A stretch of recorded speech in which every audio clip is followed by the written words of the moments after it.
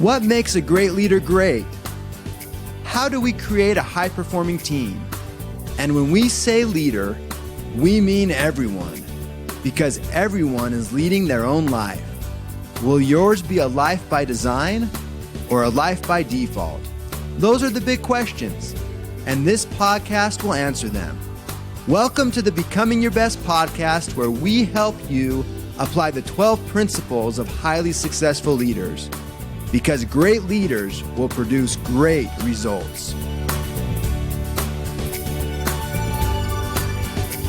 Welcome to the Becoming Your Best podcast, wherever you may be in the world today. This is Steve Schallenberger, your host, and we are grateful to have you with us today. It's a privilege and an honor that you would take time to join us. The title of today's podcast is How to Survive and Thrive During Hard Times. There's no doubt that this has been on my mind and the entire world's mind as we've been dealing with this terrible crisis, the coronavirus. But it's also a time to reflect upon, it's not just limited to this. As we go through our experience in life, there have been other hard times. Not one of us escapes, perhaps deeply personal hard times. So this is dedicated to you. As part of the thinking of this is like the first day of spring right now as we're talking. And the amount of sunlight will incrementally increase until the first day of the summer, which the vernal equinox marks the moment the sun crosses the celestial equator. And this is the imaginary line in the sky above the Earth's equator from south to north. And this happens on March 19th, 20th, and 21st every year in the Northern Hemisphere, and that's exactly where we're at right now. And in the midst of this crisis, I'm grateful to have spring coming. I love all the seasons of the year, but I especially love springtime. It's a time of new beginnings. It's a time of rebirth. Easter is around the corner. Spring has so much symbolism. And there will be a time of rebirth coming out of this particular crisis right now, out of the coronavirus. It seems dark and heavy, but there will be a springtime. One of my favorite songs it's a primary song I learned as a little boy that reminds me of springtime. It's called the Popcorn Song. Actually, the name of it is Popcorn Popping. Some of you may know it. It goes like this. I looked out the window and what did I see? Popcorn popping on the apricot tree. Spring has brought me such a nice surprise. Blossoms popping right before my eyes. I could take an armful and make a treat. A popcorn ball that would smell so sweet. It wasn't really so, but it seemed to be.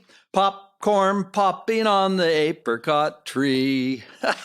And for some reason, this seems like a happier, upbeat, lighter, more joyous time of year. It couldn't have come at a more perfect time. And as we go through the coronavirus or hard times, like any deeply personal crisis, there will be a springtime. Just like there are things that you can do to prepare for springtime as you come out of the cold of the winter, depending on where you live in the world, there are things that you can do now to not only find the good in the season that you are in now, like stay in shelter, but what are the things that you can do to prepare for the blossoming of the flowers? So what are things that you can do during this devastating crisis to make the best of this experience, to be determined to maintain our happiness, health, and vitality, while at the same time preparing for springtime, or when we come out of this virus crisis, or when we are in a hard time in life. So today I would like to suggest 5 things that you can do to survive and thrive during hard times. Let me just give you a quick overview of the 5, and then we'll just take a moment on each one of them. Number 1, stay focused on your personal vision, your annual goals, and pre-week planning. This is your compass. Will help you keep going in the right direction. Number 2, maintain upbeat, uplifting influences in your life. Number 3, have faith. Number 4, serve others.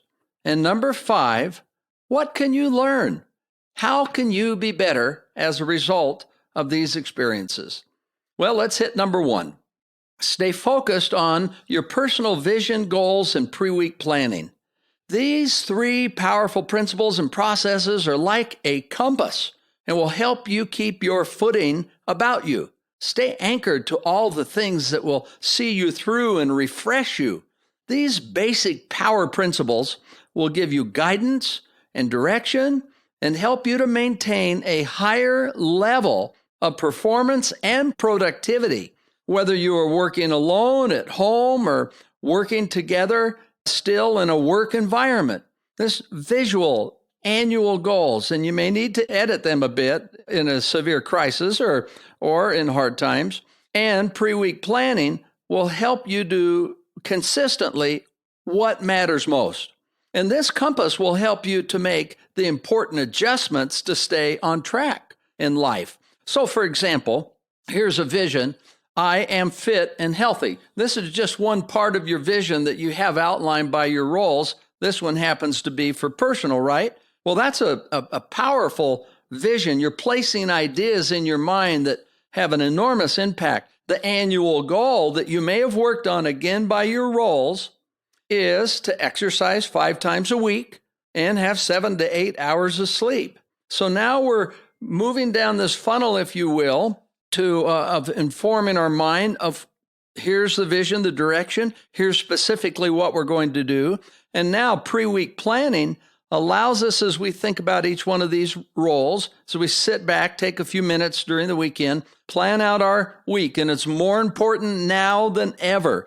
When there are difficult times, this is sometimes when we have the greatest benefit. And that is, what will we do and when will we do it, especially in the context of the overall picture. So I will exercise 5 times. And I look at my schedule, pre-week planning, Monday, Wednesday, Thursday, Friday, and Saturday. Okay? These are so good, so powerful. One of the things I like is this great quote by Henry David Thoreau. As a single footstep will not make a path on the earth, so a single thought will not make a pathway in the mind. To make a deep physical path, we walk again and again. To make a deep mental path, we must think over and over the kind of thoughts we wish to dominate our lives. Well, this is exactly what having the vision, the annual goals, and doing pre-week planning accomplishes. It helps create this deep pathway of doing the right things, the powerful things in our lives that allow us to do what matters most. And I might add, for those that are interested and don't have one already, the Becoming Your Best Planner is literally a compass for you. It coaches you on developing a personal vision and goals and doing your pre-week planning. It sets up the pathway for you, the template, if you will. And it is one of the least expensive investments you will ever make for yourself and provide one of the greatest impacts in your life. So we have, of course, dated 2020 planners that are available.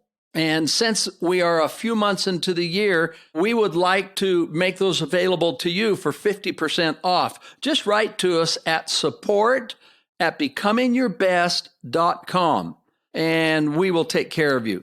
I give you the Schallenberger guarantee that this added value to your life will make a big difference. And if it doesn't, we'll refund you the modest investment that you make and the shipping as well. This is just a bonus from this podcast today. Just want to make it available to you. It'll help you as a compass. Okay, I like what St. Francis of Assisi said. This is like over 500 years ago. Start by doing what's necessary. Then do what's possible, and suddenly you are doing the impossible. Well, that is exactly what happens. That's number 1. Number 2 is maintain upbeat, uplifting influences in your life. Upbeat and positive books like hard copy or an ebook or audibles, podcast, educational programs, music, movies, friends, and family all can have a big impact upon us. Our attitudes, our feelings, our motivation, our inspiration. Study after study, using state-of-the-art neuroscience and high-tech scans, show how these type of influences actually changes the brain waves and the brain energy levels to a higher, more productive level. So you are literally programming yourself, your mind, for success. You can physically feel a difference as these influences impact you. During 2019, I had really a rare experience of things just came together throughout the year where I met 4 world-renowned doctors on longevity and health, all very amazing individuals. One of them, Dr. Mao Xingni, suggested one of the things you can do among many things. He gave us a list of about 30 things, which I am happy to share should you ever want it. Just send me a note at that very same email I just talked about, support@becomingyourbest.com. I'm happy to share this. But anyhow, among the things he recommended is to have an intermittent fast. In other words, 12 to 14 hours a day. I thought, whoa, that sounds like a lot at first, but it's not really. It's not a big adjustment. And this gives your body a chance to reset and rest your system. And recently, I had the chance to watch a special hour-long documentary on this very subject, on fasting. And the impact of that was it talked about this as well. It reinforced it. And this is maybe a year later on the intermittent fasting. The impact is I now eat in a 10 to 11 hour time frame. This is an example, right, of maintaining upbeat, uplifting influences in your life because they have an impact on what we do. We keep learning, we keep growing. So I now eat in a 10 to an 11 hour framework from 8 a.m. to about 7 p.m. And then I have no food or water from 7 p.m. to 8 a.m. And this achieves this. The study really scientifically gets into the impact of your body and what happens. Very impressive. A friend of mine, also named Steve, recently sent me a 45-minute documentary on the impact of eating cruciferous vegetables, particularly broccoli, cauliflower, cucumbers, to name a few, and the impact on longevity and health, what it physiologically does. And how many of you have had your mom say, now, eat your broccoli? Well, there's a reason for it. Well, this influence has impacted my choice of foods. So these are just a couple of subjects among hundreds that you can learn about. It can be communication or planning or how to be more productive or astronomy or how to be more upbeat. As you consistently put these types of influences in your life, you can become better and better, more and more rounded. It increases your capability, your intelligence, your awareness, your abilities, and satisfaction in life. So that's number 2. Number 1 is maintain that focus from your personal vision, annual goals, and pre-week planning. Number 2 is maintain an upbeat, uplifting influence, these influences in your life. Now, number 3 is to have faith. The definition of faith from the dictionary is faith is a strong belief. It's a confidence or trust in someone or something. It's a belief in the existence of God. It's belief that is not based on proof. And so, for example, the dictionary said he had faith that the hypothesis would be substantiated by the fact. Well, this is, I think, a pretty good definition of faith. The fruits of having faith like this are strength, hope, and peace. Whatever your beliefs, isn't it wonderful to know that there is the hope of an afterwhile and everything will be okay, that things will work out? Marcus Aurelius said about 2,000 years ago, when you arise in the morning, think of what a precious privilege it is to be alive, to breathe, to think, to enjoy, and to love. See, this is faith of what we can do with this precious thing of life. I love that. Thank you, Marcus. That was excellent. Norman Vincent Peale, a friend of mine who was amazing, wrote a book called The Power of Positive Thinking. He was a pastor in New York City, very well known. And he said this, Become a possibilitarian. Don't you love that? Become a possibilitarian. No matter how dark things seem to be or are, raise your sights and see the possibilities. Always see them, for they're always there. Thank you, Dr. Peel. And there are many things that strengthen faith. Simply believing, reflection of your blessings in life, your experience in the past that teach you that faith is a powerful influence, nature, outdoors, meditation, prayer, scriptures, examples of life can all strengthen your faith. In our most difficult times, we can find peace that things will work out. When I was 23 years old, my summer job was selling books.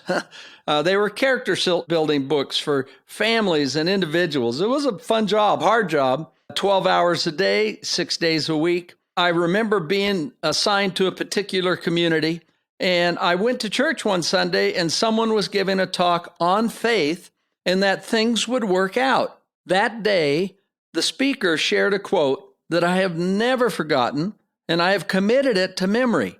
It is entitled, "Just Keep On." I'd like to share it with you today. Just to keep on a living and to keep on a giving and to keep on a trying to smile. Just to keep on a singing and a trusting and a clinging to the promise of an afterwhile. For the sun comes up and the sun goes down and the morning follows night. There's a place to rest like a mother's breast and a time when things come right. Just to keep on a believing and a hiding all your grieving and to keep on a trying to cheer.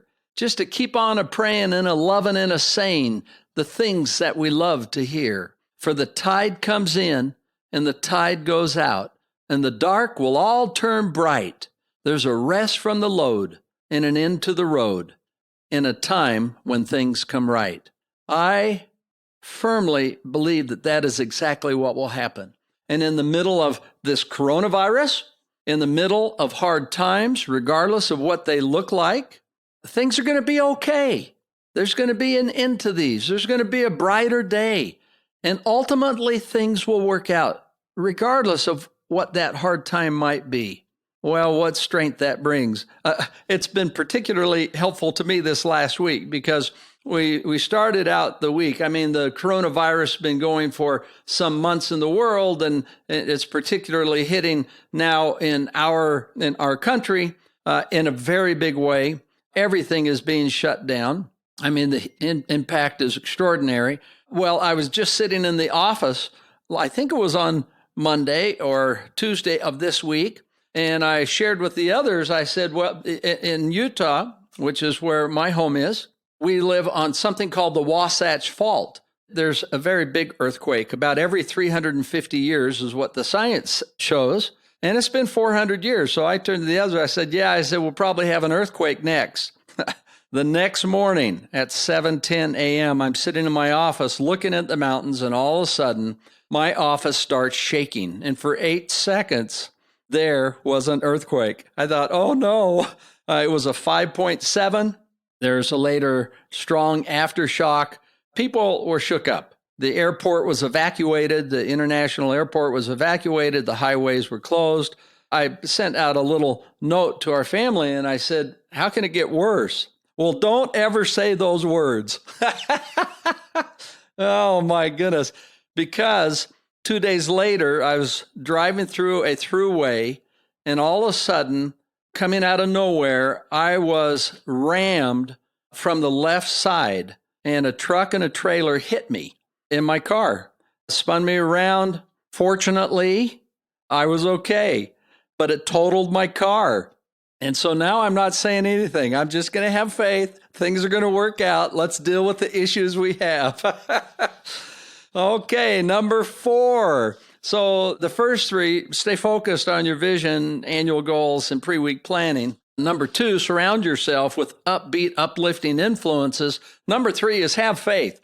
Things are going to work out here, okay? And number 4 is to serve others, family, friends, and those in need. I heard one time the quote, if you toss your bread upon the water, it will come back toasted and buttered. Well, that's not why we serve others, but when you serve others, it not only helps you, forget yourself, but the service seems to be put things in perspective. You just feel good. You aren't doing this to look good or put attention upon yourself. You're doing this because it is a right thing to do. It's good, it's pure, and it is right. You feel it deep down. And you're not asking for praise or recognition. As a matter of fact, doing things anonymously can be a huge blessing. So this can be a note, call, flowers, treats, or whatever your imagination and spirit tells you. One family likes to pay for the car behind them in the fast food lane. They try to drive away before getting caught, but they like to stop long enough to catch the expression on the next person's face when they learn that the person that just left paid for their meal. Well, what a delight that is. What a fun family tradition. There is so much good, so much kindness shown in the world. I'd like to share an experience that my wife, Roxanne, and I had not long ago as we were returning on a trip, a visit to Spain. This happened a little less than a year ago. We had concluded our trip and we're flying home. We stopped in JFK, John F. Kennedy Airport in New York City. And as you know, it is a nut house. I mean, it is crazy. People all over. You're going through customs. You're rechecking your bags. You're hurrying to get to the connecting flight that you have. And it's a pretty stressful time. We had gone through customs. We'd rechecked our bags. There was a group of us flying. Everybody else had gone ahead. Roxanne and I were together. We were going down a long escalator, and there was a flight of stairs next to the escalator where we were going down, and there was a toddler in the middle of that set of stairs halfway down crying, and a mother at the bottom of the stairs. There were people all over, literally. It was a jungle. Roxanne happened to be a few years into being diagnosed with Alzheimer's. So when we traveled, she stayed a few steps right behind me and to the right so I could keep a close eye on her. And this seemed to work pretty well. She could stay close to me, and it was good for me. Well, we came off that escalator. I was really focused on getting to the gate, and I went about 80 feet, looked behind me, and she was gone. It was a mob, and I thought, And I mean, because I'm telling you, this would have been a disaster because she could not really describe to someone who she was or where she was going. It would have been really very, very tough. I looked back, and she was visiting at the bottom of the stairs with the woman with the crying toddler. I quickly returned and noticed that not only was the toddler crying, but so was the mother. Roxanne tenderly inquired what the problem was, and the lady and the little girl indicated that they were on the way to India and would be away from her husband for 3 months. She had just said goodbye to her husband. She was feeling the pain of separation and having to be away from her husband. And then Roxanne reached out and just hugged this lady and provided comfort. Of all of the things happening in the airport that day, that had to be one of the most very important. We wished them well and went on our way, and I appreciated the tender lesson that I learned from Roxanne that day, that opportunities lie all around us to lift and help others. Simple opportunities to serve that can make such a difference, that may only take a minute or two. And here I was so focused on busily getting to the gate, I didn't even notice. So I appreciate that example. Service can be simple and easy, but it can be so profound and have a lasting impact, not only on those that we serve, but also our own lives. And now, number 5, what can I learn from this experience? What can you learn, and what can you do to be better? So much success in life is how we think about the opportunities, crises, and challenges in life. We learn most through adversity, I think. What do you think about that? At least I have learned most through my adversity. These things can be for our good. Challenges and setback are a full invitation on how you can do better and even become your best as a result of your experiences. I love this quote by Ken Wilber. The work we do on ourselves, whether it is psychological or spiritual, is not meant to get rid of the waves in the ocean of life, but for us to learn how to surf. And that's exactly what can happen. And Wayne Dyer, who had such a wonderful impact on the world, said, true nobility is not about being better than anyone else. It's about being better than you used to be. You can ask your employer, how can you take advantage of this time to help your team or your organization? You can ask yourself the same question. You can mind map it. You can brainstorm with ideas with yourself and with others, share your ideas, get a group going on this.